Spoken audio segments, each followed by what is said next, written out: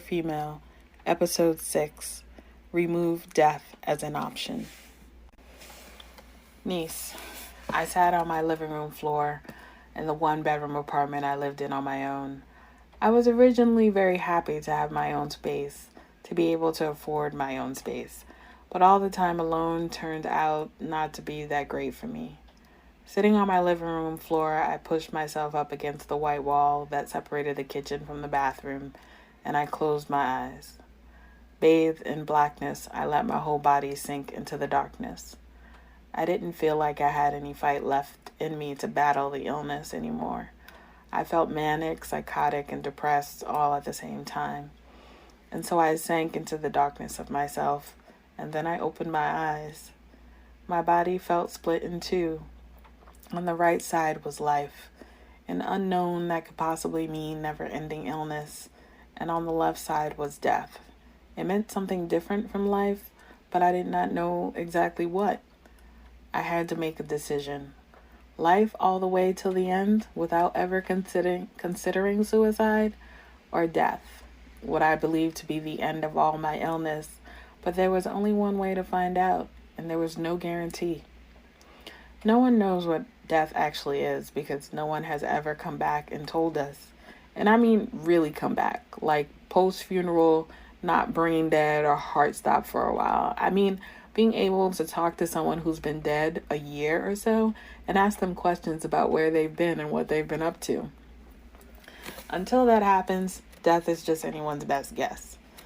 But in that moment, sitting on my floor, I knew I had to choose a path and stay on it, no matter what. I thought of you then, and how young you were, and how my not being around would impact you. I thought about not being able to see you grow up and become the wonderful human being that you are. How could I abandon you? But mostly I was curious. What if I fully recovered? Every doctor or therapist I had ever spoken to up until that point told me that returning to who I once was would never happen. I had to accept my new normal. It is what it is, so people like to say. But sometimes people have no idea what they're talking about, or they can only talk about what they know. What those doctors were really saying is that they've never known anyone who could recover from the things I've been through. It's unheard of. But I picked myself up off the floor and lay in bed, willing myself to get some sleep, but eventually giving up and turning on the television. I began to doze off around the time the sun came up, and before I fell into a deep sleep, there was a knock on the door. As a woman who lived alone, it wasn't a good idea to just open my door and let someone in, but I didn't think anything of it at the time. A young black woman, not much older than myself at the time, stood on the other side of the door. "Hi, I'm Dia. I just moved in down the hall." I hadn't noticed her moving in at all. "I was wondering if you wanted to come to church with me this Sunday." Sunday was a few days away, so I figured if I didn't want to go on Sunday, I could always not answer the door. Sure. I closed the door on her and tried to fall asleep again. I didn't ask her what church or where the church was or what denomination. She was black, so I figured we would go to church with black people. And honestly, I was looking forward to seeing a lot of black people.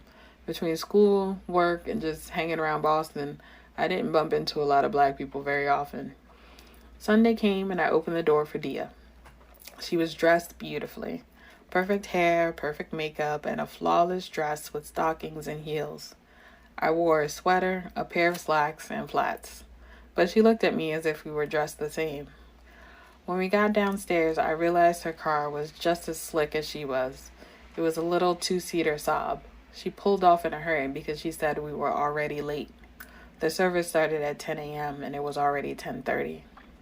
It turned out not to matter, especially since the church was walking distance from our building. 5 blocks downhill from where we lived was a Baptist church. I was hoping to see a lot of black people, but there was a small group. And then it occurred to me that people really weren't going to church that often anymore. But they welcomed us, and when the bishop asked if anyone would come forward and join the church, we both walked up to the altar. I'd never joined a church before, so I followed Dia's lead as we were swept into a back room to fill out paperwork. They asked if I'd ever been baptized. Dia said yes, and I said no. Somehow saying no was also a consent to be baptized because I don't remember anyone asking me if I wanted to do it. But I wasn't totally against it. I had no idea what it would be like. The Reverend told me to wear white, so I went out and bought a new white outfit. The top was lace, and the pants were a little too tight. The Reverend took one look at me when I showed up and went and got a white sweatsuit. She told me to put it on. I could see that there was a hole in the altar, and as I got closer, I could see the big pool of holy water. In the time it took me to change, the Reverend had already entered the pool and was waiting for me to get in. There was another person standing outside the pool with a big fluffy towel. There were steps covered in water, and then I realized I had to take off my shoes and socks. The person with the towel took my hand as I walked down the steps deeper and deeper into the pool, and I stood beside the Reverend. She placed her left hand on my head and her right hand on my stomach and asked me a question. Do you accept Jesus Christ as your Lord and personal Savior? I didn't know I was going to be asked this question at this time, and it didn't seem like a good time to say no. So I answered yes, not really knowing what it meant. In fact, I'm still trying to figure out what it means. When I said yes, the Reverend pulled my head under the water, and when I stood up, I was baptized. Sitting on my living room floor, sinking into my darkness, I chose life. And once I chose life, I stopped thinking about death. And anytime I have a thought like, I'm tired of this life, there must be an easier way to live. When will this end? I'm not sure how much longer I can go through all this. I remember that I have chosen life. Whether it's boring, scary, wonderful, horrible, funny, weird, sad, lonely, in sickness and in health, I choose life. I have removed death as an option. I don't think you have to be baptized in order to choose life, but you must come to those terms on your own. No one can choose it for you. But for me, it's been a glorious decision. To be alive, to speak with you now, makes life more than worthwhile. Until next time, this is your Aunt Sia saying, stay strong, stay healthy, and know that you are loved. We can learn together, we can grow forever. Hey, it's the best kept secret. We can learn together, we can grow forever. I am not my hair, I am not my skin. I am a vessel of love and soul within. I am black bipolar female. I am black bipolar female. I am not my hair, I am not my skin. I am a vessel of love and soul within. I am black bipolar female. I am black bipolar female. Let me tell you where I've been, who I am, what I do, why I stand, how I live, what I think, what I love, what I am. Black bipolar female. Yes, ma'am. Any questions you can ask, what I don't know I will pass. I will help you understand all the ups, all the downs, all the smiles, all the frowns, all the whys, all the hows.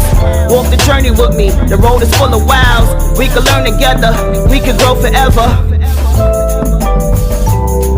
We can learn together, we can grow forever.